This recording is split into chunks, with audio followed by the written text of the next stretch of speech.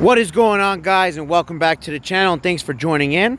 So what I have in front of me right now is a fully built Nissan GT-R that's making around 1,500 horsepower from what I was told, and it's going to be running up against a stage 3 UGR twin turbo Lamborghini Huracan Evo all-wheel drive that's supposed to be making around the same amount of horsepower. Now both cars will be taking one passenger, so let's see how it goes.